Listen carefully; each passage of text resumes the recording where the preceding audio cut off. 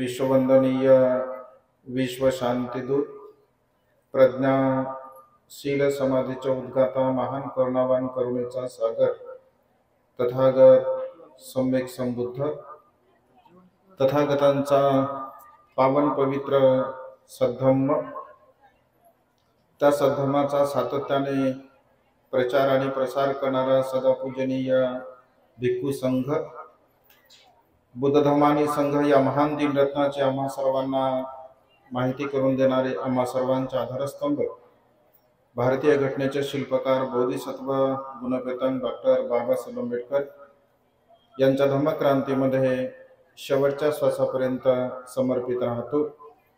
आज या मंगलमय प्रसंगी एक दिवसीय धम्म परिषद जामरोड मंगरुळपीर जिल्हा वाशिम या ठिकाणी संपन्न होत आहे। या निमित्ताने उपस्थित असणारे पूजनीय भिक्खू करुणानंदजी थेरो, मुख्य संचालक the great happiness YouTube channel, ज्यांनी अत्यंत सुंदर आणि मार्मिक अशी धम्मदेशना दिली असे पूजनीय भिक्खू एन धम्मानंदजी थेरो, मुख्य संचालक सर्च रिसर्च यूट्यूब चॅनल व संपूर्ण श्रद्धासंपन्न उपासक उपासिका, त्याचप्रमाणे सातत्याने आपल्या प्युरिटी ऑफ माइंड या यूट्यूब चॅनलच्या द्वारा धम्मदेशना श्रवण करून आपल्या जीवनामध्ये अनंत आणि असीम असं पुण्य संपादन करणारे सर्वच श्रद्धासंपन्न उपासक उपासिका, आपणा सर्वांच्या हितासाठी, सुखासाठी आणि कल्याणासाठी तथागतांच्या श्रेष्ठ धम्मदेशनेला प्रारंभ करतो। आपण सर्वांनी शांत चित्ताने, एकाग्र चित्ताने तथागतांच्या श्रेष्ठ धम्मदेशनेला श्रवण करावे, ग्रहण करावे। बऱ्याच वेळापासून धम्मदेशना आपण श्रवण करत आहात। जवळपास 2 तास झाले आपण इथे बसून आहात। आम्ही समजू शकतो की एवढ्या वेळापासून आपण बसलात, खाली बसलेले आहात आणि त्यामुळे साहजिकच आहे कोणाचे पाय दुखत असतील, कोणाला भूक लागली असेल, तहान म्हणता येत नाही कारण पाण्याची व्यवस्था महिला मंडळाने केलेली आहे। या कार्यक्रमासाठी बघा खूप परिश्रम घ्यावे लागले, खूप मेहनत घ्यावी लागली। ज्यांना बाहेर जायचं आहे त्यांनी शांतपणे बाहेर जावं, ज्यांना शांतपणे बसायचं आहे त्यांनी शांतपणे बसावं, कुणीही गोंधळ करू नये। कारण बघा एवढ्या परिश्रमाने, एवढ्या मेहनतीने या कार्यक्रमाचं आयोजन भीमज्योती महिला मंडळाने केलेला आहे। त्यांना सहकार्य भीमछावा प्रतिष्ठान यांनी सुद्धा दिलं आणि वेगवेगळ्या नगरातील उपासक उपासिका सुद्धा या ठिकाणी उपस्थित आहेत। मागच्या वर्षी सुद्धा मंडप टाकला होता, लोक खूप आले, पुन्हा पुन्हा वारंवार मंडप वाढवावा लागला। यावेळेस असं वाटलं त्यांना की आता खूप मोठा मंडप टाकला, यामध्ये सर्व लोक बसतील, परंतु पुन्हा मला असं वाटतं की पाठीमागे आणखी एक पट्टी टाकावी लागली। एवढ्या मोठ्या संख्येने आपण इथे आला आहात। ज्याच्यासाठी आपण इथे आलात त्याचा लाभ झाला पाहिजे। ज्यांनी मेहनत घेतली, परिश्रम घेतले, त्यांना सुद्धा त्याचा लाभ झाला पाहिजे आणि त्यामुळे आपण धम्मदेशनेकडे लक्ष द्यायचं आहे। धम्मदेशना आपण श्रवण करण्यासाठी आला आहात आणि त्यामुळे धम्मदेशना श्रवण करत असताना आपलं चित्त हे नेहमी एकाग्र असावं। कारण देशना श्रवण करत असताना आपलं चित्त जर एकाग्र नसेल तर जी धम्मदेशना आपण श्रवण करत असतो त्याचा लाभ आपल्या जीवनामध्ये आपल्याला होत नाही। भगवंताच्या काळामध्ये असंख्य उपासक उपासिका धम्मदेशना श्रवण करत असत. इथे 1000-1500 लोक आहेत बघा. 1000-1500 लोकांमध्ये आपण एवढा गोंधळ करतो. भगवंताच्या काळामध्ये हजारो लोक, लाखो लोक भगवंताच्या समोर धम्मदेशना श्रवण करण्यासाठी बसत असत. धम्मदेशना श्रवण करत असताना भगवंत असे म्हणतात की या संसारामध्ये अनेक प्रकारच्या विचार प्रवृत्तीने जीवन जगणारे लोक आपल्याला पाहायला मिळतात. इथे तुम्ही बसला आहात, ज्याच्यासाठी या कार्यक्रमाचं आयोजन केलं, ज्या महिलांनी परिश्रम घेतले, मेहनत घेतली, तुम्हा सर्वांसाठी एवढी मोठी संधी त्यांनी उपलब्ध करून दिली आणि त्या संधीचा सदुपयोग जर आपल्याला म्हणजे घेता येत नसेल आणि दुसऱ्यांना सुद्धा त्या संधीचा सदुपयोग जर देता येत नसेल तर कुठेतरी तुम्ही तुमच्या द्वारा अकुशल कर्म करत आहात, वाईट कर्म करत आहात. कारण स्वतः धम्मदेशना श्रवण करणे आणि इतरांना सुद्धा धम्मदेशना श्रवण करण्यासाठी आपण मदत करणे हे आपलं नैतिक असं कर्तव्य आहे. भगवंत देशना देत असताना संपूर्ण जनसमूहाच्या चित्ताचं अवलोकन करत असत. खरं तर धम्मदेशना म्हणजे काय हे आपण समजून घेतलं पाहिजे. धम्मदेशना कशाला म्हणतात हे आपण समजून घेतलं पाहिजे. आणि धम्मदेशना म्हणजे काय हे आपल्याला न समजल्यामुळे आपल्या मनाची ही मानसिकता चंचल होत असते. जसं असंही मन भगवंत असे म्हणतात की चंचल आहे. फदनं चपलं चित्तं दुरख दुर्निवारयं उजुं करोति मेधावी उसुकारव तेजनं, असं भगवंतांनी म्हटलं आहे. चित्त अत्यंत चंचल आहे, दुर्दम्य आहे, कठीण आहे. माकडाची उपमा बघा भगवंताने मनाला दिली. ज्याप्रमाणे माकड एका फांदीवर ते अधिक काळापर्यंत राहत नाही, या फांदीवरून त्या फांदीवर, त्या फांदीवरून या फांदीवर, ते माकडाचा हा स्वभाव असतो. अगदी मनुष्याच्या मनाचा स्वभाव सुद्धा अशाच प्रकारचा आहे. एका विचारावरती मनुष्याचं चित्त एककेंद्रित राहत नाही, कारण आपलं चित्त चंचल आहे. कोणाचं चित्त कशामध्ये, तर कोणाचं चित्त कशामध्ये, कोणाचं चित्त खाण्यामध्ये, तर कोणाचं चित्त ऐकण्यामध्ये. भोजन तर आपण नेहमीच करतो, रोज करतो आपण भोजन. एक वेळा करतो, 2 वेळा करतो, 3 वेळा करतो. कधी कधी ज्यांना फक्त खाण्याची सवय असते ते किती वेळा करतात. आणि बोलता बोलता असं आपण म्हणतो की बकरीसारखा चरतच राहिला, एक ना बकरीसारखी चरतच राहते. आणि काही काही लोकांना जिगच्छाप्रमा रोगा भगवंतानी म्हटलं भूक नावाचा रोग आहे. जसा मनुष्याचा जेवढा रोग असेल तेवढ्या वेळेस मनुष्य भोजन करत असतात. कधी काळी बघा या समाजाला खायला मिळत नव्हतं, या समाजाला कधी काळी खाण्यासाठी सुद्धा मिळत नव्हतं. उष्ट पत्रवाळ्या भोजन झाल्यानंतर लोकांचे ज्या पत्रवाळ्या फेकून दिल्या, अशा प्रकारच्या पत्रवाळ्यामंद भोजन, त्यातलं निवडून निवडून भोजन करावं लागत होतं. आज बाबासाहेबांच्या पुण्याईमुळे अत्यंत स्वादिष्ट, अत्यंत पंचपक्वांना आपण रोज आणि रोज खाऊ शकतो. कधी काळी या समाजाला राहण्यासाठी घर नव्हतं, आज करोडोच्या बंगल्यामध्ये आपले बांधव राहतात. कधी काळी चांगल्या प्रकारचं वस्त्र घालण्यासाठी आपल्याला अधिकार नव्हता, मुभा नव्हती. त्याकडे पळून जाणार नाहीत ताई, बसा ना तुम्ही. कुठं जाणार आहेत त्या? येतील तुमच्याकडेच. यांच्याकडे या, कोण आहेत ते.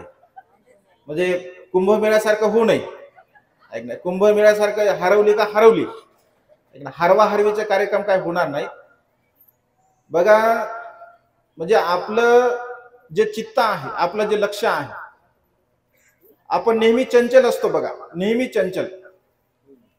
धम्मदेशना श्रवण करण्यासाठी आणि धम्म दान करण्यासाठी सुद्धा फार मेहनत करावी लागते, फार परिश्रम करावे लागते. तुम्हाला एवढा सोपा वाटला का धम्म? एवढं धम्माचरण सोपं आहे का? धम्म देणं एवढं सोपं आहे का? महिला म्हणाने आम्हाला फोन करू भंतेजींना 9 वाजताच या. अगोदर तर असा आठास होता की मुक्कामी या भंतेजी. नंतर मग 9 वाजता सुरू झालं. भंतेना फोनावर फोन. सकाळी आम्ही 5लाच उठलो. 9ला यायचं होतं म्हणून 5ला उठलो, तयारी केली. 6 वाजता गाडीमध्ये बसलो आणि बरोबर मला वाटतं 9:30 वाजता आम्ही इथे हजर झालो. 1-1.5 तास आम्ही बसलो. नंतर भंतेना म्हटलं एवढ्या लवकर आपण आलो, 12ला कार्यक्रम सुरू होणार आहे. म्हणजे सांगायचं तात्पर्य हे की तुम्हाला धम्मदेशना देण्यासाठी आमची प्रोसेस सकाळी 5 वाजतापासून सुरू झाली. इथे आलो आणि स्टेजवरती बसलो. आता 2:45-3 वाजत आहेत. म्हणजे 12 पासून 3 वाजेपर्यंत 3 तास स्टेजवरती बसलो. आता मी जे बोलेल ते बोलेल, त्याच्यानंतर भंतेजी जे बोलतील ते बोलतील, त्याच्यानंतर लगेच गाडीमध्ये बसणार आणि पुन्हा प्रवास करणार. म्हणजे तुम्हाला धम्मदेशना देण्यासाठी एवढे परिश्रम, एवढे मेहनत आम्हाला करावी लागते. जे तुम्हाला असे सहज वाटते का की धम्मदेशना करणे एवढं सोपं आहे का? आणि धम्माचं आचरण करणं सुद्धा एवढं सोपं आहे का? बिलकुल नाही आहे. धम्मदेशना श्रवण करण्यासाठी पराक्रम करावा लागतो. पराक्रम, धम्म आचरणाचा पराक्रम करावा लागतो. धम्म आचरणाचा जर आपण पराक्रम करत असेल तर खऱ्या अर्थाने आपण धम्म श्रवण करू शकतो. धम्माचं आचरण करणे, धम्माला प्राप्त करणे, धम्माचं दर्शन करणे एवढी साधी आणि सोपी गोष्ट आहे का? एवढी साधी आणि सोपी जर गोष्ट असते तर सिद्धार्थ बोधिसत्वाला 6 वर्ष तपश्चर्या करावी लागली नसती. 6 वर्ष तपश्चर्या करावी लागली. 6 वर्षाच्या नंतर सम्यक संबोधीला त्यांनी प्राप्त केलं. 26 वर्षापासून या संसारामध्ये आणखी बुद्ध जन्मास नाही आले. बुद्धत्व प्राप्त होणे ही दुर्लभ गोष्ट आहे, अत्यंत कठीण अशी गोष्ट आहे. 26 वर्षापासून सम्यक संबुद्धाचं शासन चालू आहे. एवढा प्रदीर्घ काळ लोटून गेला तरी सुद्धा पुन्हा या संसारामध्ये अद्याप बुद्ध तयार झाले नाही, जन्मास आले नाही. हे बुद्ध शासन जेव्हा संपेल तेव्हा जसं भंतेजींनी सुरुवातीला सांगितलं की येणाऱ्या काळामध्ये मैत्रीय बुद्ध येणार आहेत. त्यांच्या शासन काळामध्ये म्हणजे एक बुद्धांचं शासन आपल्याला टिकवण्यासाठी किंवा बुद्ध शासनामध्ये जीवन जगण्यासाठी आपल्याला पराक्रम करावा लागतो.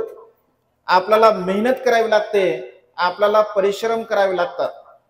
1 तास आपण बसतो, 2 तास आपण बसतो, 3 तास बसतो तर आपल्याला वेदना होतात, आपले पाय दुखतात, आपली कंबर दुखते, आपली पाठ दुखते. ज्यांच्यामुळे हे जीवन आपण जगत आहोत त्या बोधिसत्व गुणोपेतन डॉक्टर बाबासाहेब आंबेडकरांनी 18 तास अभ्यास केला. 21 तास अभ्यास केला. 21 तास 18 तास जर बाबासाहेब एका ठिकाणी बसून अभ्यास करू शकतात, ज्ञान संपादनेचा पराक्रम करू शकतात, संघर्ष करू शकतात, तुम्ही बाबासाहेबांचे अनुयायी आहात ना? तुम्ही बाबासाहेबांना आदर्श मानताना, तुम्ही बुद्धांना आदर्श मानताना 1 तास झाला, 1.5 तास झाला, 2 तास झाला की आपल्यामध्ये जस काय बाजार भरला आहे, बाजार भरल्यासारखी आपल्या मनाची मानसिकता होते. धम्मदेशना श्रवण करत असताना आपल्या मनाची मानसिकता ही स्थिर असली पाहिजे. जोपर्यंत स्थिर आपल्या मानसिकतेला आपण निर्माण करू शकत नाही तोपर्यंत धम्म आपण श्रवण करू शकत नाही. 68 वर्ष झाले बाबासाहेबांनी आपला धम्म देऊन. कसं बसावं हे सुद्धा तुम्हाला आता सांगावं लागते. रांगेत बसा हे सांगावं लागते. पुढे जागा ठेवा वंदन करण्यासाठी हे सांगावं लागतं. म्हणजे 68 वर्षापासून आपल्याला प्राथमिक गोष्टी सुद्धा अद्यापर्यंत समजल्या नाही. कधी धम्माचं आचरण करणार आपण, कधी धम्माचा पराक्रम करणार आपण, कधी श्रोतापन्न अवस्थेला प्राप्त होणार, कधी सकृतागामी, कधी अनागामी, कधी अरहंत अवस्था प्राप्त होणार. हे भगवंतांनी सांगितलं ज्या सुखाची अनुभूती आहे, या सुखाची अनुभूती आपण कधी प्राप्त करणार. बांधवांनो, मनुष्याचं जीवन अत्यंत दुर्लभ आहे.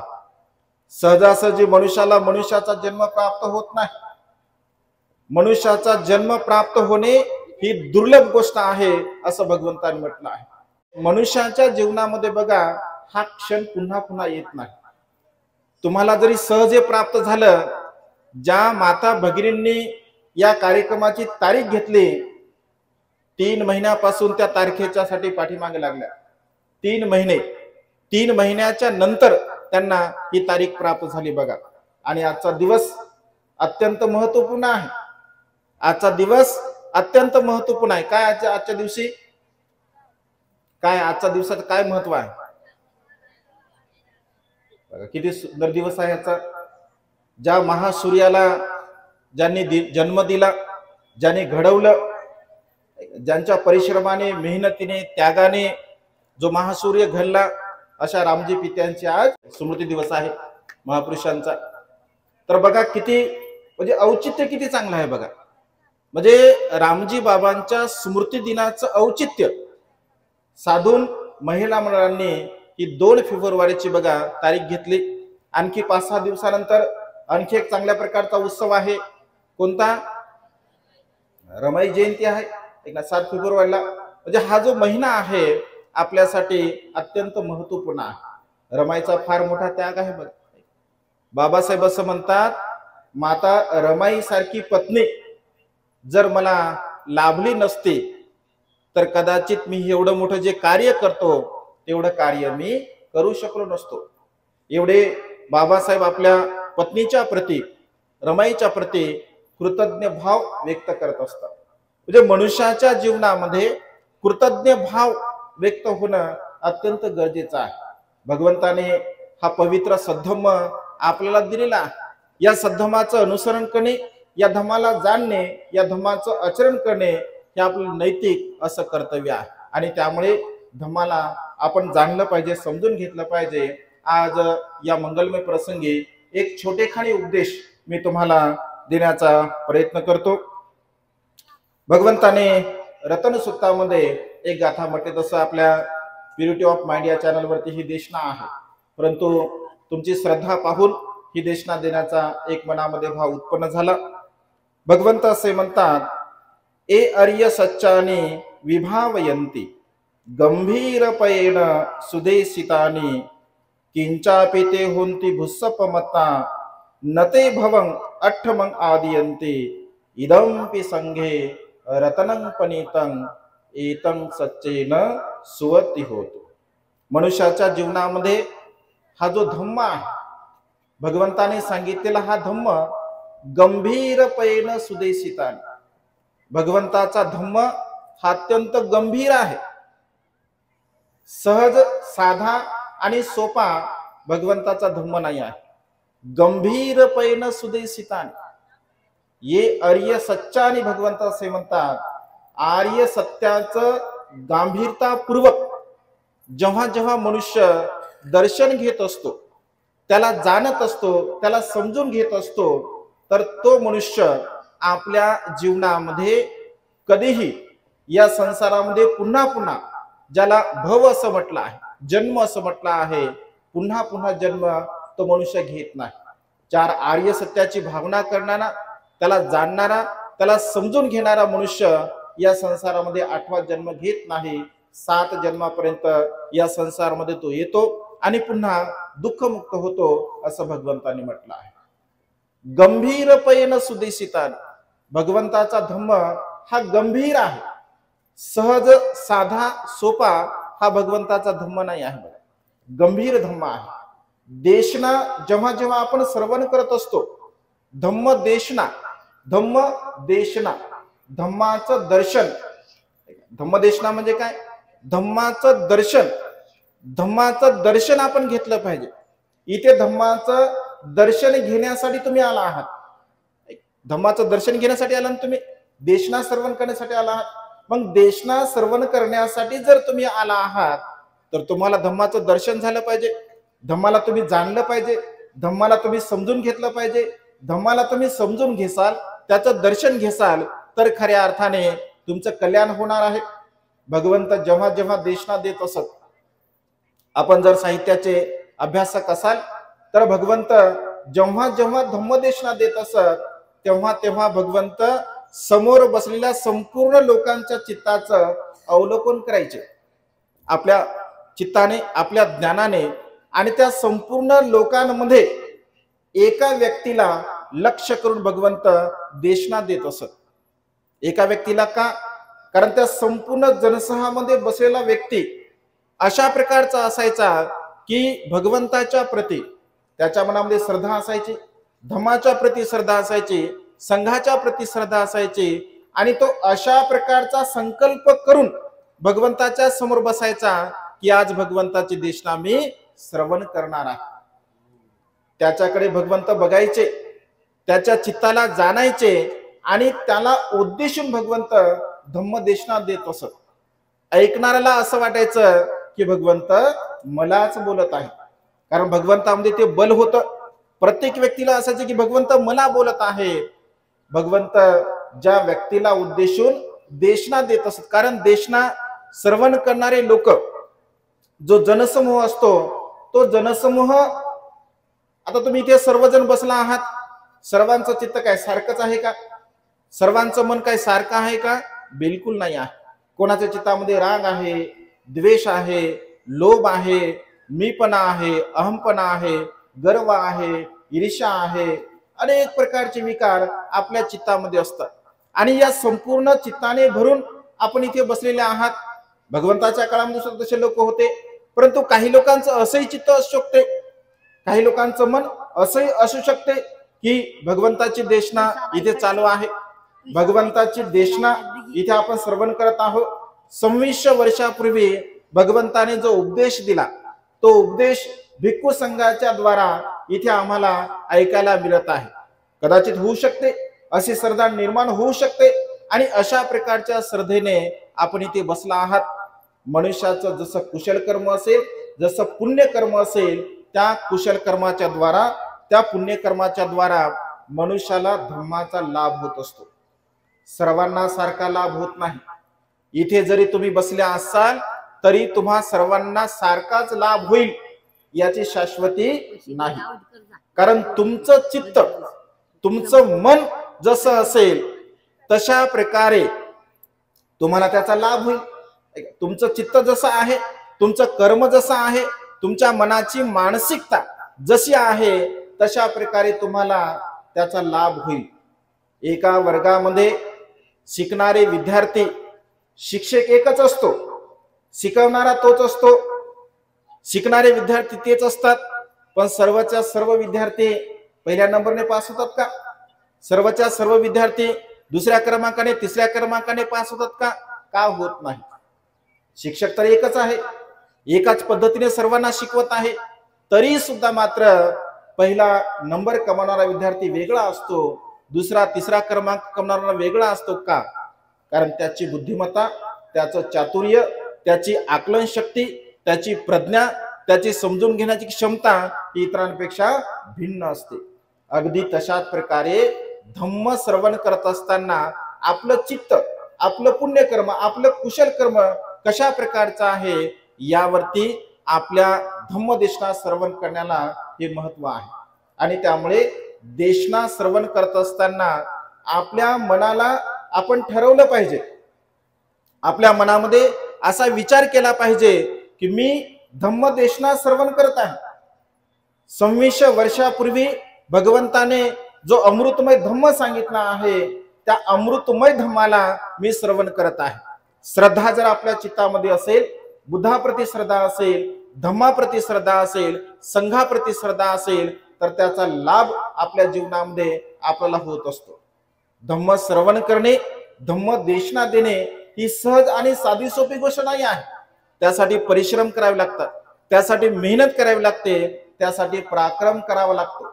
भगवंत जेव्हा जेव्हा उपदेश करत तेव्हा तेव्हा जनसमूहाचं अवलोकन करून भगवंत सुरुवातीला दान कथा सांगायचे, दानाबद्दल भगवंत सांगायचे, त्यानंतर भगवंत शील कथा सांगायचे, त्यानंतर स्वर्ग कथा, नरक कथा भगवंत सांगायचे, काम वासनेचे दुष्परिणाम भगवंत सांगायचे. आणि जेव्हा लोकांचं चित्त प्रसन्न झालं, आनंदी झाल्यानंतर भगवंत श्रेष्ठ 4 आर्य सत्याचे देशना देत असत. माझ्या अभ्यासानुसार भगवंताने कधीही डायरेक्टली 4 आर्य सत्य सांगितले नाही. भगवंत सुरुवातीला दान कथा सांगायचे, शील कथा सांगायचे, म्हणजे श्रोत वर्गाचं चित्त प्रसन्न, प्रमुदित, आनंदी झाल्यानंतर भगवंत, कारण भगवंत स्वतःला कुशल शेतकरी समजतात. भगवंत असे म्हणतात, मी सुद्धा एक कुशल शेतकरी आहे.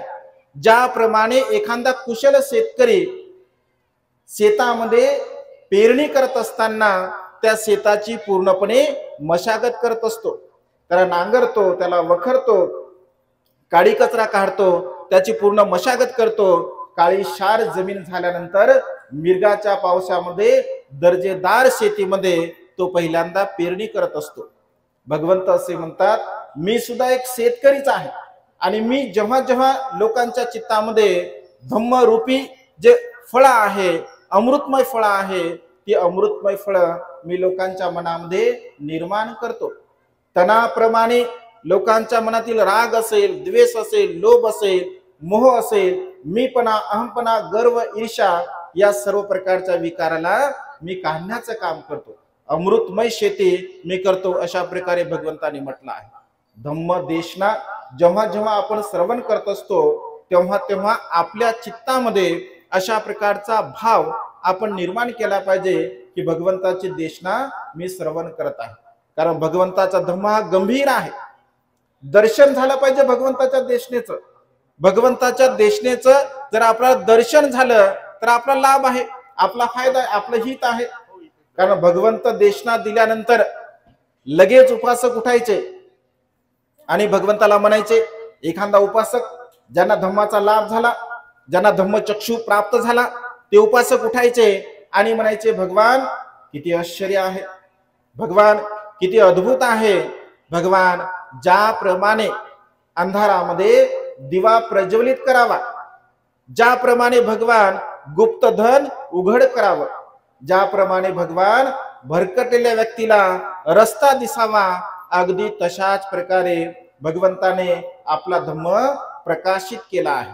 भगवान आजपासून मी बुद्धाला शरण जातो, आजपासून मी धम्माला शरण जातो, आजपासून मी संघाला शरण जातो, अजीवनपर्यंत मला शरणागत उपासक म्हणून माझा स्वीकार करावा. अशा प्रकारे उपासकांच्या प्रतिक्रिया भगवंताची देशना झाल्यानंतर असायच्या. असं का होतं? असा भाव का उत्पन्न होतं? कधी उत्पन्न होत असतो? जेव्हा खऱ्या अर्थाने आपण धम्माचं दर्शन घेतलं असेल, तर धम्माला जाणलं असेल, धम्माला समजून घेतलं असेल, धम्माला पाहिलं असेल, तर खऱ्या अर्थाने आपण त्याला जाणू शकतो. मग धम्माचं दर्शन कसं घेतलं पाहिजे, धम्माला जाणलं कसं पाहिजे? कारण 4 आर्य सत्याचं दर्शन आपण घेतलं पाहिजे असं भगवंत म्हणतात. कारण 4 आर्य सत्य हे मनुष्याच्या जीवनामध्ये दुःख मुक्तीचा मार्ग आहे. दुःख आहे, दुःख समुदाय आहे, दुःख निरोध आहे, दुःखातून मुक्त होण्याचा मार्ग आहे. या श्रेष्ठ 4 आर्य सत्याची देशना आपण जाणली पाहिजे. शीलाला आपण जाणलं पाहिजे, समजून घेतलं पाहिजे, शीलाचं आपण दर्शन घेतलं पाहिजे. दान भावनेला सुद्धा आपण समजून घेतलं पाहिजे. दान भावना कशासाठी करतो, का करतो, दान भाव केल्यानंतर, दान कर्म केल्यानंतर काय लाभ होतो, याचं सुद्धा आपण चिंतन मनन केलं पाहिजे.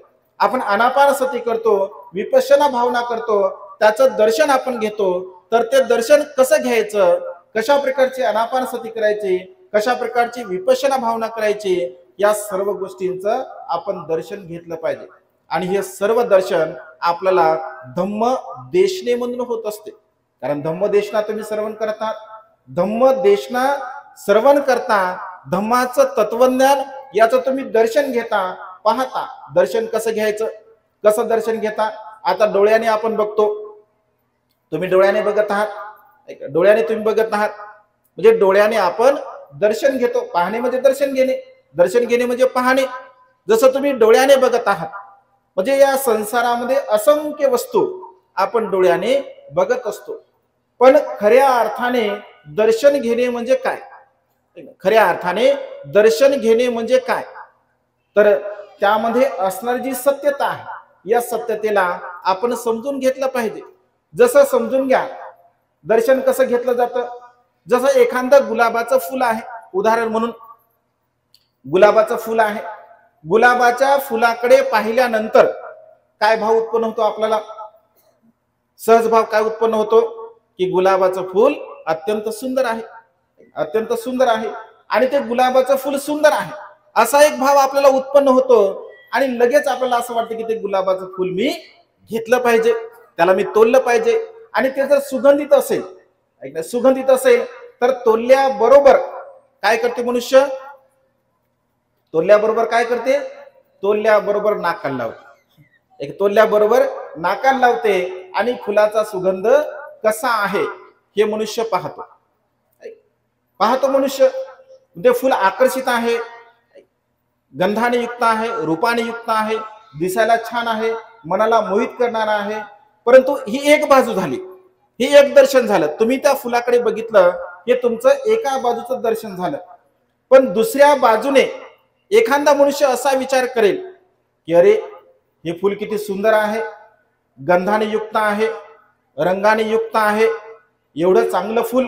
त्याच्या मनामध्ये असा भाव उत्पन्न होईल, वन्न गंध गुणोपेतं एतं कुसुम संतती पूजयामि मुनिंदस्स श्रीपाद सरोरुहि पूजेमि बुद्धं कुसुमेन नेन पुय्येन मेथेन लभामि मुखं पुप्फं मिलायाति यथा इदं मे कायो तथा याति विनाश भाव.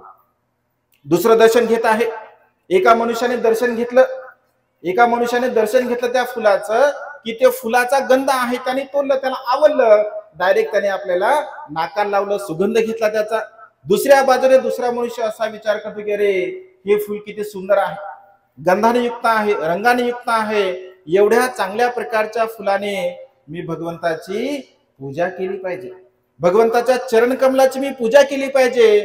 कारण हे फुल, आता हे फुल चांगलं दिसत आहे, टवटवीत दिसत आहे, सुंदर दिसत आहे, परंतु काही क्षणानंतर हे फुल काय होणार आहे? कोमेजून जाणार आहे, हे फुल नष्ट होणार आहे. कारण हे फुल क्षणभंगुर आहे, कायमस्वरूपी राहणार नाही आहे. अगदी तशाच प्रकारे या फुलाने मी भगवंताच्या चरण कमलाची पूजा करेल, ज्याप्रमाणे हे फुल नष्ट होणार आहे, अगदी तशाच प्रकारे माझं हे जे जीवन आहे, हे जे जीवन नश्वर आहे, क्षणभंगुर आहे, परिवर्तनशील आहे, या जीवनाला हे जीवन मातीमध्ये मिसळणार आहे. अशा प्रकारचा अनित्य भाव तो मनुष्य जाणेल. दोन प्रकारचं दर्शन आहे बघा, दोन प्रकारचं दर्शन आहे. कारण मनुष्याचा दृष्टिकोन जशा प्रकारचा असेल, सम्यक दृष्टी भगवंताने सांगितली, राईट व्ह्यू, एकाच वस्तूकडे बघण्याचा भिन्न भिन्न दृष्टिकोन असू शकतो, असतो मनुष्यांचा. कारण जशा प्रकारची आपली प्रज्ञा असेल, जशा प्रकारची आपली प्रज्ञा असेल आणि त्या प्रज्ञेला अनुसरून आपण तशा प्रकारचं दर्शन घेत असतो. एखादी भगिनी जर सकाळी सकाळी समजून घ्या अंघोळ करत आहे, स्वतःला सजवण्यासाठी आपल्या केसामध्ये फुलांचा जो काही गजरा आहे तो गजरा परिधान करत आहे किंवा फुल लावत आहे. कशासाठी? मी सुंदर दिसावं, मी रूपवान दिसावं. आणि आरशाच्या समोर ती जात आहे, आरशाच्या समोर ती जात आहे आणि क्षणामध्ये आपल्या केसामध्ये ती फूल लावण्याचा प्रयत्न करते. ज्या आरशामध्ये ती स्वतःचं रूप पाहते, अगदी त्याच आरशामध्ये पाठीमागे तिला बुद्धांचं रूप दिसते, बुद्धांची मूर्ती दिसते. एका क्षणामध्ये तिच्या मनामध्ये असा भाव उत्पन्न होते की अरे या केसाला हे फूल लावण्यापेक्षा हेच फूल जर मी बुद्धाच्या चरण कमलावर जर ठेवलं असेल तर माझं किती पुण्यकर्म होईल, माझं किती कुशल कर्म होईल, एका क्षणामध्ये तिचा दृष्टिकोन, तिचं दर्शन पूर्णपणे बदलते आणि त्या फुलाने ती भगवंताची पूजा करत असते. बांधवांनो, धम्माचं दर्शन आपल्याला घेता आलं पाहिजे. धम्माला आपण जाणलं पाहिजे, समजून घेतलं पाहिजे. भगवंताच्या मूर्तीला आपण बघितलं, त्याला 3 वेळा आपण वंदन केलं, अगरबत्ती लावली, मेणबत्ती लावली, आपण पूजा केली, वंदन केलं. भगवंता मला सुखी कर. भगवंताची मी पूजा करतो, सकाळी पूजा करतो, दुपारी पूजा करतो, संध्याकाळी पूजा करतो. भगवंताची पूजा केल्यामुळे मला सुख लाभेल, असं जर आपण विचार केला. पूजा तर रोज करत आहे, पण प्राण्यांची हिंसा करत आहे, चोरी करत आहे, व्यभिचार करत आहे, खोटं बोलत आहे, निंदा नलस्ती करत आहे, चहाडी चुगली करत आहे, व्यर्थ बडबड करत आहे, नशा पतन करत आहे. अशा प्रकारचा व्यक्ती रोज जरी पूजा करत असेल तर तो सुखी होईल का? का सुखी होणार नाही? कारण तो तर पूजा करत आहे भगवंताची, रोज पूजा करत आहे. सुखी होईल का? होणारच नाही. कारण त्याने फक्त भगवंताला मूर्तीमध्ये बघितलेलं आहे, त्याने केवळ भगवंताचं वरवरचं रूप बघितलं आहे. परंतु भगवंताने सांगितलेला जो मार्ग आहे, जे सत्य ज्ञान आहे, त्या सत्य ज्ञानाला त्याने जाणलं नाही, समजून घेतलं नाही. धम्माचं योग्य प्रकारे आपण दर्शन घेतलं पाहिजे. धम्म हा केवळ म्हणजे मनुष्याचं जीवन, या संसारामध्ये हसणं फार सोपं आहे. बघा, संसारामध्ये हसणं फार सोपं आहे, सहज मनुष्य हसतो. आमचे भंतीजी सांगतात की लोकांना हसवणंही सुद्धा सोपं आहे, लोकांना रडवणं सुद्धा सोपं आहे, लोकांना गंभीर करणंही सोपं आहे. परंतु लोकांना धम्माचं दर्शन करून देणं हे फार कठीण गोष्ट आहे. धम्माचं दर्शन आपल्याला करून देता आलं पाहिजे, धम्माचं दर्शन आपण घेतलं पाहिजे. कारण धम्माचं दर्शन जर आपण घेत नाही तर आपल्या जीवनाला काय अर्थ आहे, काय लाभ आहे? मनुष्याने हे जीवन, भगवंत असे म्हणतात की फार अल्प मनुष्याचं जीवन आहे, फार अल्प आयुष्य मनुष्याला प्राप्त झालेलं आहे. मिळालेल्या आयुष्यामध्ये मनुष्याने नेहमी कुशल कर्म केले पाहिजे, पुण्य कर्म केले पाहिजे, चांगल्या प्रकारचे कर्म केले पाहिजे. कारण कर्माच्या आधाराने हे आपलं जीवन आपण जगत असतो. बघा, कर्माच्या आधाराने यो आर्य सत्याने, भगवंत असे म्हणतात, आर्य सत्याचं यथार्थ रूपाने आपण दर्शन घेतलं पाहिजे, त्याला जाणलं पाहिजे, त्याला समजून घेतलं पाहिजे. कारण जोपर्यंत गंभीरतेने आपल्या प्रज्ञेने, आपली प्रज्ञा आहे, आपल्या प्रज्ञेने या 4 आर्य सत्याला जर आपण जाणत नसेल तर त्याचं दर्शन आपण घेऊ शकत नाही. मग कसं जाणायचं? काय 4 आर्य सत्य आहे? भगवंत असेल की दुःख आहे. पहिलं आर्य सत्य काय सांगलं भगवंतानी? दुःख आहे. दुःखा समुदय आहे, दुःखाचा संचय सुद्धा होतो, दुःखाचा निरोध सुद्धा होतो आणि दुःखातून मुक्त होण्याचा मार्ग सुद्धा आहे. कोणता मार्ग आहे दुःखातून मुक्त होण्याचा? एका एको मग्गो आर्य अठांगिको मग्गो, एकमेव मार्ग आहे, दुसरा मार्ग या संसारामध्ये नाही. भगवंत असे म्हणतात, केवळ आणि केवळ आर्य अष्टांगिक मार्ग आहे दुःखातून मुक्त होण्यासाठी. मग 4 आर्य सत्याचं दर्शन कसं घ्यायचं? जसं दुःख आहे, दुःख आहे, दुःखाची व्याख्या बाबासाहेब करताना असं म्हणतात की गरिबी हे सर्वात मोठं दुःख आहे. बाबासाहेबांनी गरिबीला दुःख असं म्हटलं आहे.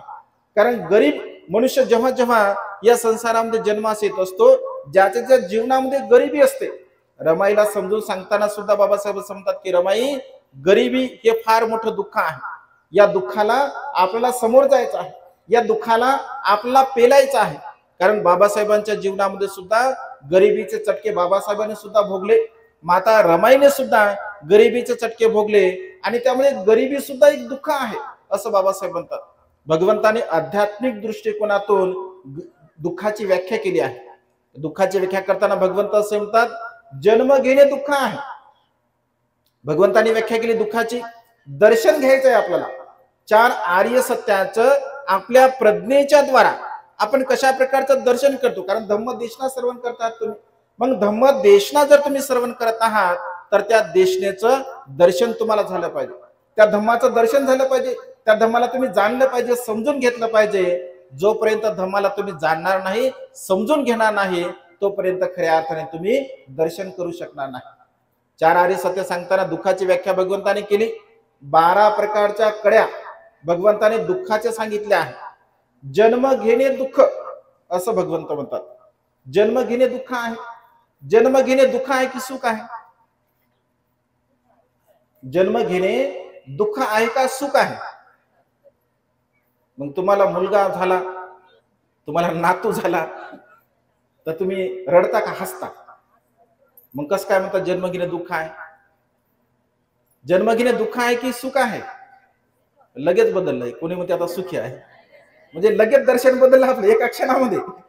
एका क्षणामध्ये दर्शन बदलते आपलं, आहे की नाही? कारण आपण सत्यता जाणत नाही आणि सत्यता न जाणल्यामुळे क्षणामध्ये दर्शन बदलून जाते आपलं. मग जन्मास आलं समजून घ्या बाळ. मुलगी झाली की लोक काय वाटतात? जिलेबी वाटतात. आणि मुलगा झाला की पेढे वाटतात. बरं काऊन वाटतात असं? म्हणजे मुलगी झाली तर पेढे वाटते तर काय फरक पडते? म्हणजे काय फरक पडते का? म्हणजे काय माहित नाही कशामुळे होते ते, पण लोक असं करतात. आपण आनंद व्यक्त करतो, आपल्याला मुलगा झाला, नातू झाला, नात झाली, आनंद व्यक्त करतो. पण जन्मास आलेलं बाळ काय करते? जन्मास आलेलं बाळ रडते.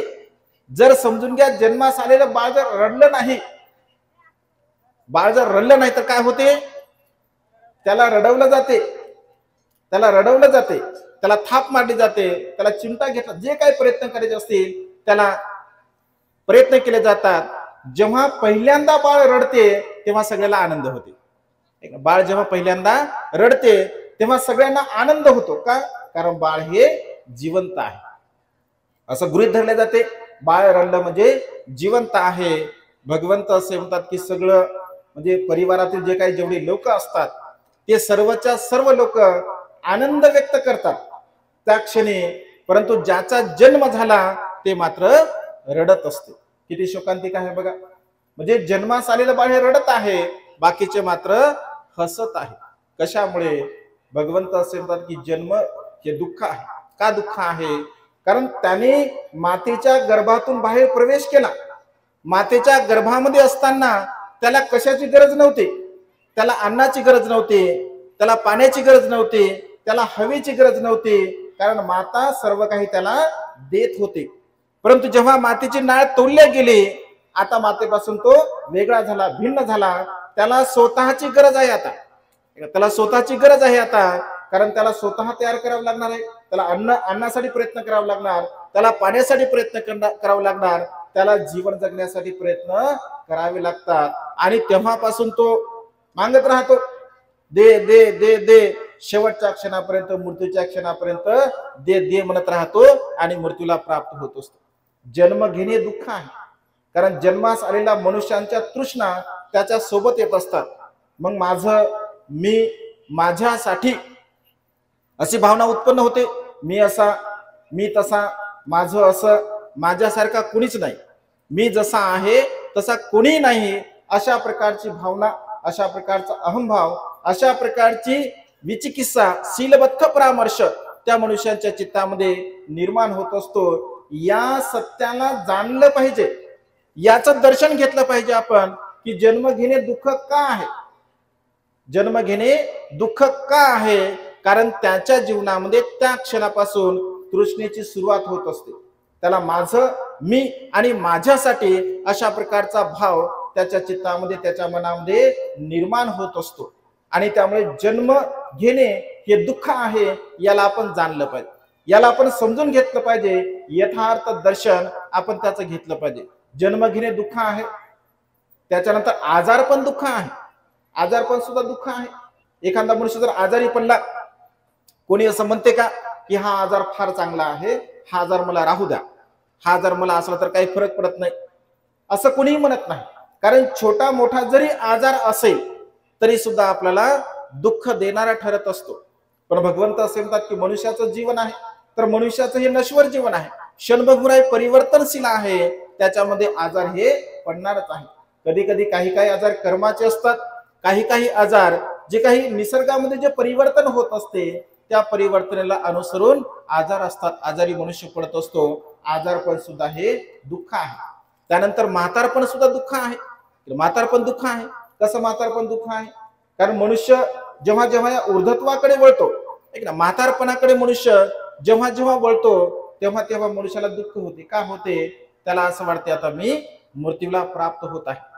म्हातारपणाचे लक्षणं सांगताना भगवंत असे म्हणतात की डोक्याचे केस पांढरे होणे अर्थात ऊर्ध्वत्वाकडे जाणे, ओठातील दात पडणे अर्थात ऊर्ध्वत्वाकडे जाणे, कमरेमध्ये बाक येणे अर्थात ऊर्ध्वत्वाकडे जाणे, काठीचा आधार घेणे अर्थात ऊर्ध्वत्वाकडे जाणे, शरीरावरती सुरकुत्या पडणे अर्थात ऊर्ध्वत्वाकडे जाणे. म्हणजे म्हातारपणाची ही लक्षणं भगवंताने सांगितले. काय भगवंत असं डोक्याचे केस पांढरे होणे, डोक्याचे केस पांढरे होणे. आता तसं काही सांगता येत नाही, आता काही म्हणता येत नाही तसं. कारण पांढरे केस कोणाचे होतात? म्हणजे 10 वर्षाच्या बाळाचे होतात, 20 वर्षाच्या बाळाचे होतात. आणि समजून घ्या पांढरे केस झाले बी, समजा झालेच पांढरे केस, तर विलाज आहे आपल्याकडे. काय विलाज आहे? पांढऱ्याला काळं करता येते, त्याला पिवळं करता येते, काळ्याचे पांढरे करता येतात. म्हणजे बघा मनुष्य किती फसवतो स्वतःला. म्हणजे एखादा मनुष्य समजून घ्या ज्याचं वय झालं, रिटायरमेंट समजून घ्या, एखादा उपासक उपासिका झाली, तर त्याला असं वाटतं की मी आताही तरुणच आहोत. मग डोक्याचे केस ते काळे करतात, डोक्याचे केस काळे करतात. मग त्या काळ्यातून हळूच पांढरे पण दिसतात, थोडे थोडे बघा पांढरे दिसतात. आणि त्या पांढऱ्यामध्ये कधी कधी मग पिवळं येते. म्हणजे मनुष्य स्वतःला किती फसवतो बघा, स्वतःला फसवतो मनुष्य. आपण शरीर आपलं म्हणजे चांगलं दिसावं, मी सुंदर दिसावं म्हणून महिला भगिनी जातात. कुठे जातात? कुठे जातात? पार्लर. त्याला काय म्हणतात माहित आहे? मराठीमध्ये काय म्हणतात? मराठीमध्ये काय म्हणतात? काया पालट केंद्र. त्याला काय मराठीमध्ये? काया पालट केंद्र. म्हणजे ही जी काया आहे याचा पालटून टाकते ते सगळं. म्हणजे एका बाजूने जर समजा आता कधी कधी बघा ते फेसबुकला वगैरे डायरेक्ट येतात, एक फोटो असा येतो म्हणजे बिफोर, एक बिफोर येते आणि एक लगे आफ्टर येते. म्हणजे त्यांच्याकडे पाहिलं असं वाटतं की हेच आहे का हे, एक ना करताना कधी कधी व्हिडिओ येतात. म्हणजे मनुष्य स्वतःला किती फसवतो बघा, म्हणजे मनुष्य स्वतःला फसवतो. म्हणजे जर मनुष्य असा जर स्वतःला फसवत असेल तर तो दर्शन कधी घेईल? त्या सत्याचं दर्शन तो कधी घेईल? त्या सत्याला तो कधी जाणेल? त्या सत्याची अनुभूती तो कधी घेणार आहे? त्या सत्याची अनुभूती तो कधीही घेऊ शकत नाही. कारण भगवंत असेल तर की मनुष्य स्वतःलाच फसवत असतो. इथे कोणी कोणाला फसवत नाही. तुझं आहे तुझपासी परी तू जागा भुललासी. एका संताचं वचन आहे, तुझं आहे तुझपासी परी तू जागा भुललासी. हे सुख तुझ्या जवळच आहे परंतु तू मात्र सुखाची जागा विसरला आहे. म्हणजे मनुष्य स्वतःला विसरून जातो आणि स्वतःला विसरून गेल्यामुळे मनुष्य बघा अशा प्रकारे स्वतःला फसवत असतो. पांढरे झाले तर पांढरे झाले, सुरकुत्या पडल्या तर सुरकुत्या पडल्या. म्हणजे याची सत्यता जर आपण जाणत असेल, आपण समजून घेत असेल तर त्याचं दर्शन घेण्यासारखं होत असते बघा. म्हणजे ऊर्ध्वत्वाला सुद्धा आपण स्वीकारलं पाहिजे, ऊर्ध्वत्वाला स्वीकारलं पाहिजे. भगवंत असे म्हणतात धम्माच्या मार्गाने जीवन जगणारा मनुष्य, धम्माचं आचरण करणारा मनुष्य आपल्या जीवनामध्ये किमान एका अवस्थेमध्ये का होईना त्याने धम्माचं आचरण करावं, धम्माचं दर्शन घ्यावं त्याने. कारण जर समजून घ्या तो बाल्य अवस्थेमध्ये धम्माचं आचरण करत असेल तर त्याच्या हिताचं होऊ शकते. बाल्य अवस्था निघून गेली, जर समजा तारुण्यामध्ये जर त्याला धम्माचा मार्ग मिळाला तर त्याने धम्माला जाणलं पाहिजे, समजून घेतलं पाहिजे, त्यानुसार जीवन जगलं पाहिजे. जर उतरत्या वयामध्ये म्हणजे मध्यम वयामध्ये जर तो धम्माचं आचरण करत असेल तर त्याचा लाभ होतो त्याला.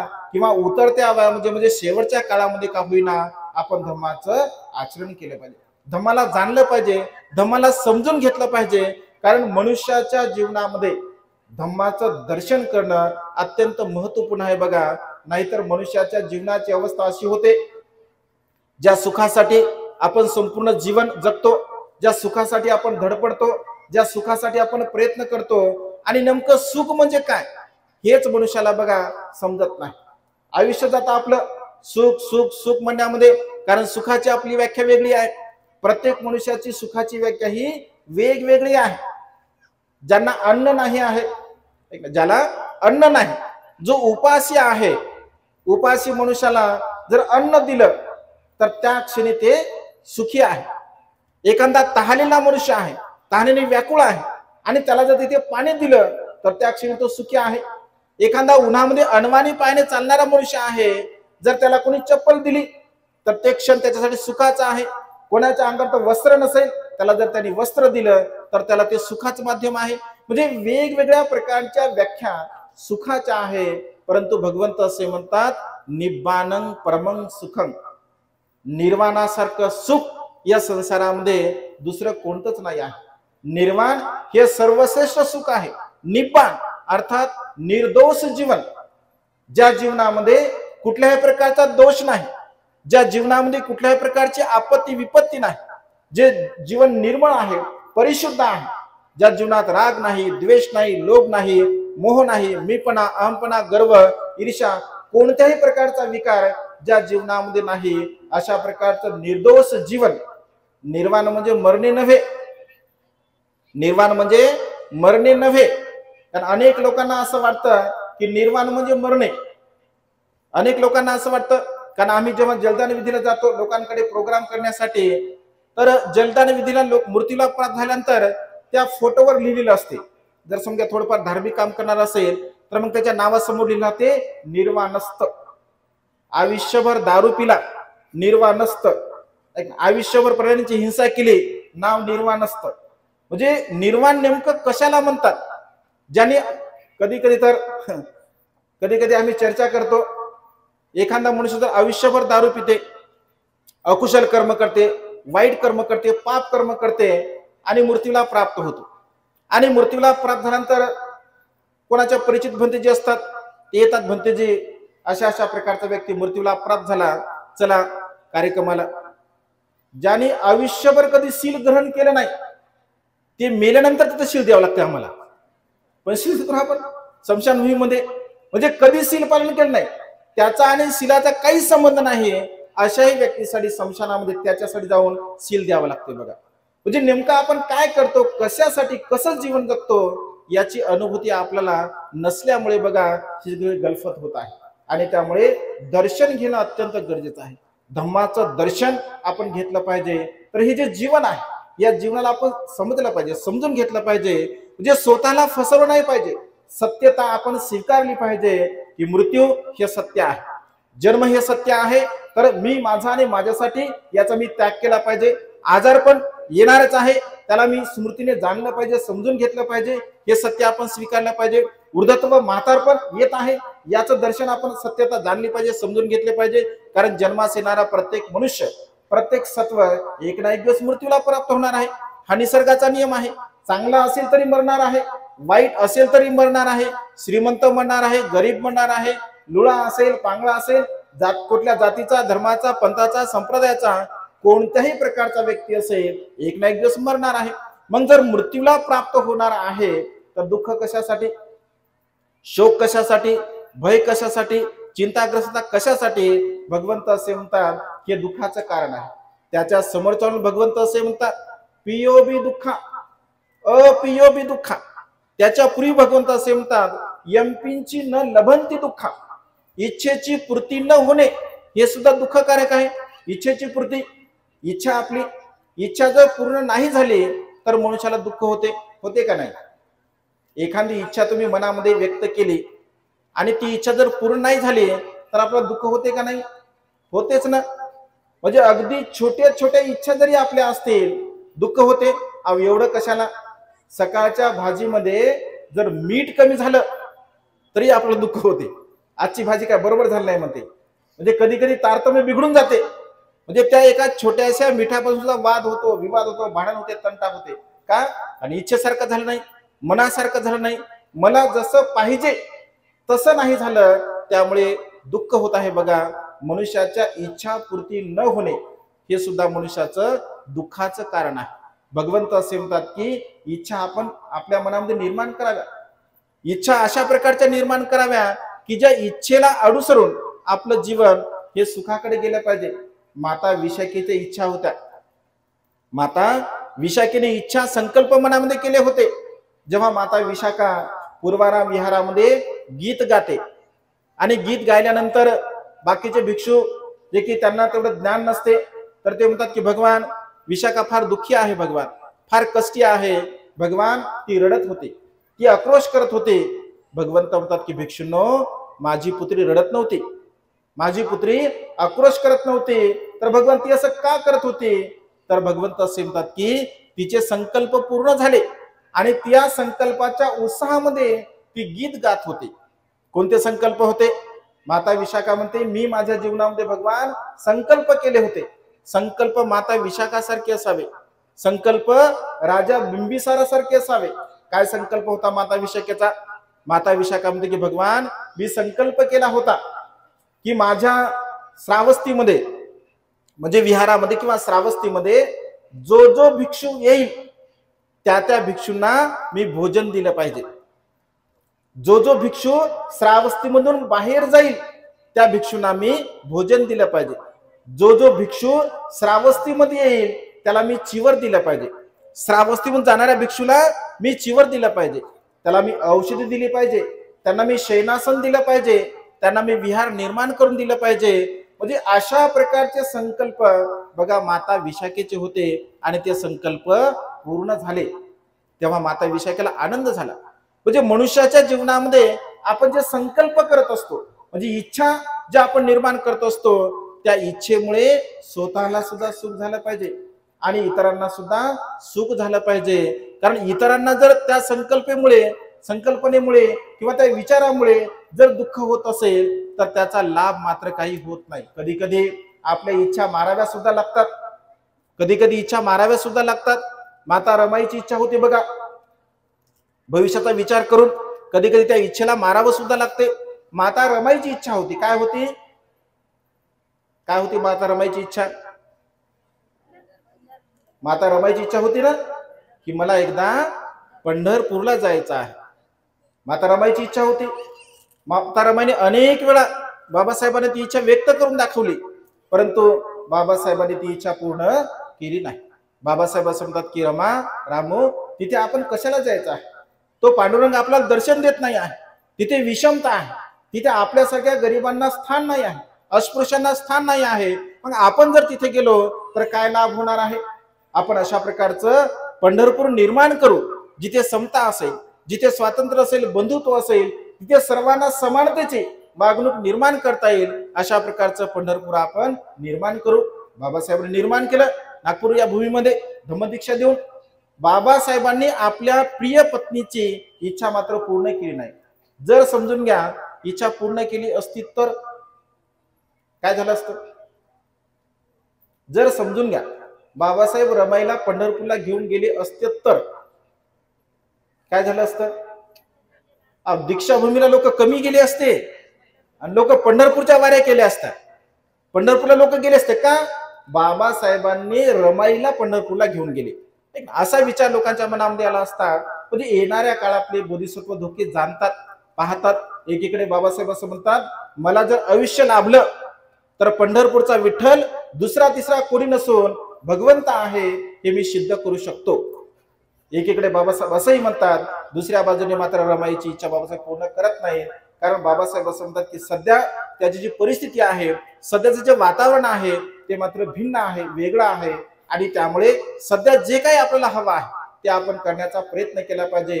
परंतु चांगले संकल्प, चांगल्या इच्छा आपण आपल्या मनामध्ये निर्माण करण्याचा प्रयत्न केला पाहिजे. आणि त्यामुळे इच्छा पूर्ण न झाल्यामुळे सुद्धा आपल्याला बघा दुःख होत असते. यमपिंची न लभंते दुःखा असं भगवंतांनी म्हटलं आहे.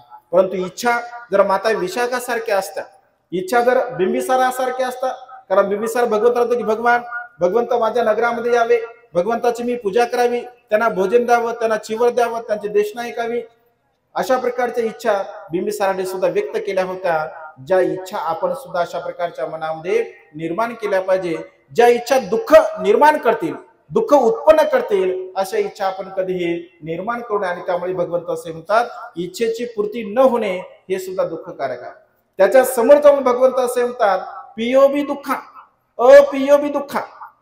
प्रिय व्यक्ती जेव्हा आपल्याला सोडून जात असतो तेव्हा आपल्याला दुःख होत असते. ज्यांच्यावर आपण प्रेम करतो, जीव लावतो, आपुलकी असते, असे जवळचे व्यक्ती जेव्हा निघून जातात तेव्हा आपल्याला दुःख होत असते. अपियोबी दुःखा. अप्रिय व्यक्ती जेव्हा आपल्याला भेटतो तेव्हा सुद्धा दुःख होते. कसं? समजून घ्या, तुम्ही सकाळी सकाळी निघाले प्रवासाला आणि सकाळी सकाळी प्रवासाला निघाल्यानंतर एखाद्या व्यक्तीसोबत तुमचं बिलकुल पटत नाही, बिलकुल पटत नाही, एकदम 36चा आकडा आहे, बिलकुलच पटत नाही, आणि अशा प्रकारे तुम्ही रस्त्याने जात असताना तुम्हाला अचानकपणे ठेस लागावी, ठेस समजून घ्या लागली तुम्हाला, आणि क्षणामध्ये ज्यांचं तुमचं पटत नाही तो दिसावा तुम्हाला, काय होते, काय म्हणतो आपण, काय म्हणते मनुष्य, याचं थोबाड पाहिल्यामुळं मला ठेस लागली. एक अनलकी फेस आम्हाला इंग्लिशचा धडा होता बघ, अनलकी फेस म्हणजे अशुभ चेहरा, अशुभ दृश्य. म्हणजे कधी कधी मनुष्य असं म्हणतो की याचं तोंड पाहिल्यामुळे माझं काम झालं नाही, याचं तोंड पाहिल्यामुळे माझं काम होत नाही, अशा प्रकारचा आपण विचार करतो. कारण अप्रियोबी दुःख, अप्रिय व्यक्ती जर आपल्या समोर आला असेल तरी सुद्धा बघा आपल्याला दुःख होत असते. संक्षिप्त रूपाने भगवंत असे म्हणतात, संकिथेन पचुपादान खंदा दुःखा. संक्षिप्त रूपाने रूप, वेदना, संज्ञा, संस्कार आणि विज्ञान हे सुद्धा दुःखकारक आहे. ज्या 5 उपादान स्कंदाच्या आधाराने पुन्हा पुन्हा या संसारामध्ये आपण जन्म घेत असतो, या भवचक्राला पूर्णपणे नष्ट करण्यासाठी त्याला जाणलं पाहिजे, समजून घेतलं पाहिजे, यथार्थ रूपाने आपण त्याला समजून घेण्याचा प्रयत्न केला पाहिजे. म्हणजे अशा पद्धतीने दुःखाच्या 12 कडे आहेत, दुःखाचं 12 कडे आहेत. जन्म घेणे दुःख आहे, आजारपण दुःख आहे, म्हातारपण दुःख आहे, मृत्यू दुःख आहे, इच्छेची पूर्ती न होणे दुःख आहे, प्रिय व्यक्ती सोडून जाणे, अप्रिय व्यक्तींचा संयोग होणे दुःख आहे, आणि संक्षिप्त रूपाने 5 उपादान स्कंद दुःखकारक आहे. या 12 कड्या दुःखाचं कारण आहे. दुःखाचा समुदय होतो भगवंत असे म्हणतात. कसा होतो दुःखाचा समुदय, तर 3 प्रकारच्या तृष्णा आहे, काम तृष्णा आहे, भव तृष्णा आहे, विभव तृष्णा आहे. तृष्णा म्हणजे तहान, तृष्णा म्हणजे तहान, म्हणजे वेगवेगळ्या प्रकारची तृष्णा मनुष्याच्या चित्तामध्ये निर्माण होत असते. आपल्या भाषेमध्ये आसक्ती म्हणतो त्याला आपण, म्हणजे जी आसक्ती आपल्या चित्तामध्ये निर्माण होत असते, तर ती आपल्या जीवनामध्ये दुःखाचा संचय करण्यासाठी सहाय्यक ठरत असते. आणि त्यामुळे कामतृष्णेला, भवतृष्णेला आणि विभव तृष्णेला आपण पूर्णपणे नष्ट करण्याचा प्रयत्न केला पाहिजे. त्याचा निरोध करू शकतो आपण, त्याला नष्ट करू शकतो, नाहीसा करू शकतो. आणि नाहीसा करण्याचा मार्ग हा आर्य अष्टांगिक मार्ग आहे. एका योगो मग्गो आर्य अठांगिको मग्गो असं भगवंतांनी म्हटलंय. सम्यक दृष्टी आहे, सम्यक संकल्प, सम्यक वाचा, सम्यक कर्मांत, सम्यक आजीविका, सम्यक स्मृती, सम्यक समाधी. मनुष्याच्या जीवनामध्ये हे 8 आर्य अष्टांगिक मार्ग आहे.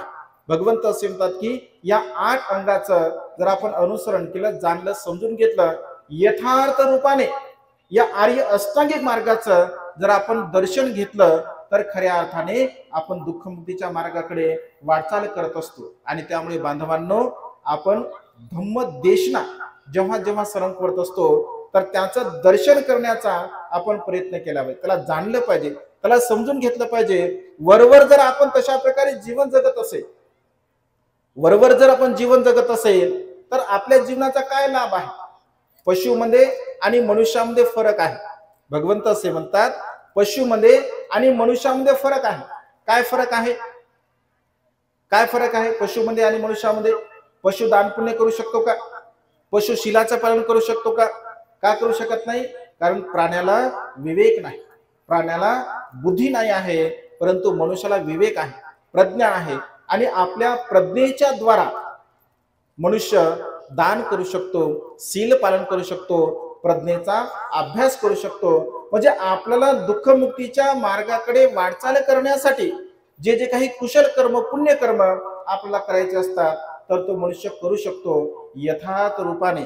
जर आपण 4 आर्य सत्याचं दर्शन जर घेतलं असेल, त्याला जाणलं असेल, त्याला समजून घेतलं असेल, त्याला यथार्थ रूपाने समजून घेऊन आपल्या प्रज्ञेच्या द्वारा त्याची अनुभूती जर आपण घेण्याचा प्रयत्न करत असेल, तर खऱ्या अर्थाने मनुष्य दुःखमुक्तीच्या मार्गाकडे वाटचाल करत असतो. आणि त्यामुळे बांधवांनो, हे जीवन फार अनमोल आहे. मनुष्याचं जीवन फार अनमोल आहे. या अनमोल जीवनाला आपण समजून घेतलं पाहिजे, जाणलं पाहिजे. कारण मनुष्याचं जीवन क्षणभंगूर आहे असं भगवंत म्हणतात. मिळालेल्या आयुष्यामध्ये आपण सदा सर्व काळ चांगल्या प्रकारचे कुशल कर्म, पुण्यकर्म करण्याचा प्रयत्न केला पाहिजे. कारण कधी, कुठे, केव्हा मनुष्य मृत्यूला प्राप्त होईल हे आपण सांगू शकत नाही. कधीही मनुष्य मृत्यूला प्राप्त होऊ शकतो, मनुष्याचा बिलकुल भरोसा नाही आहे. आणि त्यामुळे मिळालेलं जेवढं काही आयुष्य आहे त्या मिळालेल्या आयुष्यामध्ये आपण नेहमी चांगल्या प्रकारचं कुशल कर्म पुण्यकर्म करण्याचा प्रयत्न केला पाहिजे। दान पुण्यकर्म आपण केलं पाहिजे, शील पालन आपण केलं पाहिजे, प्रज्ञेचा अभ्यास आपण केला पाहिजे। एकंदरीत ही कुशल कर्म हे पुण्यकर्म जर आपण आपल्या जीवनामध्ये करत असेल तर नक्कीच त्याचा लाभ आपल्या जीवनामध्ये होऊ शकतो आणि त्यामुळे मिळालेलं जे आयुष्य आहे ते आयुष्य व्यर्थ नाही गेलं पाहिजे। पशु प्राण्यासारखं आपलं जीवन नसलं पाहिजे, कारण पशु खातात, पशु संतती प्राप्त करतात किंवा पशु वेगळ्या प्रकारचं कर्म करतात। अगदी पशुप्रमाणे खाणे पिणे मौज मजा करणे, संतती प्राप्त करणे आणि मृत्यूला प्राप्त होणे असं जर आपण जीवन जगलं तर त्याला कुठल्याही प्रकारचा अर्थ नाही आहे। आणि त्यामुळे आयुष्य कमी लांबावं, कमी आयुष्य आपल्याला प्राप्त व्हावं, परंतु ते सार्थकी आयुष्य आपण जगावं, ते शीलाने जगावं, सदाचाराने जगावं, नीतिमत्तेने जगावं, अशा प्रकारचा संकल्प आपण केला पाहिजे। आज या मंगलमय प्रसंगी अधिक न बोलता वेळ जे भरपूर झालेला आहे आणि त्यामुळे सातत्याने देशना श्रवण करत असताना आपण आपली स्मृती जागरूक ठेवली पाहिजे, कारण स्मृतीला जर तुम्ही जागरूक ठेवलं तर खऱ्या अर्थाने तुम्ही देशना श्रवण करू शकता। आपल्या मनाला पहारेकरी बनवलं पाहिजे, आपण आपल्या स्मृतीला आपल्या मनाचा पहारेकरी आपण बनवलं पाहिजे। संकल्प केला पाहिजे की मी देशना श्रवण करण्यासाठी जात आहे तर खऱ्या अर्थाने स्मृतीयुक्त राहून मी देशना श्रवण करणार आहे, त्याचा लाभ माझ्या जीवनामध्ये व्हावा, माझ्या सुखी जीवनामध्ये व्हावा, माझ्या परिवारासाठी व्हावा, माझ्या अपतेष्टांसाठी व्हावा, अशा प्रकारची भावना आपल्या जीवनामध्ये आपण केली पाहिजे। कारण केवळ खाण्यासाठी जर आपण आलो असेल, मौज मजा करण्यासाठी जर आपण आलो असेल, हसण्यासाठी खिदळण्यासाठी जर आपण आलो असेल तर उपयोग नाही आहे, कारण जीवन हे पुन्हा पुन्हा मिळत नाही आहे। एवढा मोठा जो खटाटोप केला जातो तर तुम्हाला धम्माचं दर्शन व्हावं, धम्माचा लाभ व्हावा, तुमच्यामध्ये काही परिवर्तन व्हावं, तुमच्यामध्ये श्रद्धा निर्माण व्हावी, बुद्धाप्रती धम्माप्रती संघाप्रती श्रद्धा निर्माण व्हावी, तुम्हाला कुशल कर्म करण्याची पुण्यकर्म करण्याची संधी उपलब्ध व्हावी, यासाठी बघा हा एवढा मोठा खटाटोप भीमज्योती महिला मंडळाने केलेला आहे। नक्कीच त्यांनी खूप मोठं हे कार्य केलं, स्तुतीस पात्र त्या आहेत, कारण एवढ्या मोठ्या लोकांना एकत्र करणे, एवढ्या मोठ्या लोकांना एवढा धम्माचा लाभ करून देणे, खऱ्या अर्थाने त्यांनी महान आणि असीम असं कुशल कर्म केलं, पुण्यकर्म केलं। या संपूर्ण कुशल कर्माच्या बलाने या कार्यासाठी ज्या ज्या श्रद्धा संपन्न उपासक उपासिकाने फुल नाही फुलाची पाकळी जे काय दान पुण्य केलं असेल, मेहनत केली असेल, परिश्रम केला असेल, सेवा दिली असेल किंवा दान पुण्य केलं असेल, त्या संपूर्ण दान पुण्याच्या बलाने सर्वांना आयुष्यभर सुखाने बलप्राप्त हो। तुम्हा सर्वांच्या इच्छा आणि आकांक्षा ढगातून मुक्त झालेला शीतल चंद्रमाप्रमाणे पूर्णत्वात जाओ, अशा प्रकारची मंगलमय आणि उदात्त कामना वेळेच्या अभावी या ठिकाणी व्यक्त करून ही छोटीशी धम्मदेशना संपन्न करतो। सर्वांचं मंगल हो, सर्वांचं कल्याण हो, सर्वांना दीर्घायुष्य लाभो।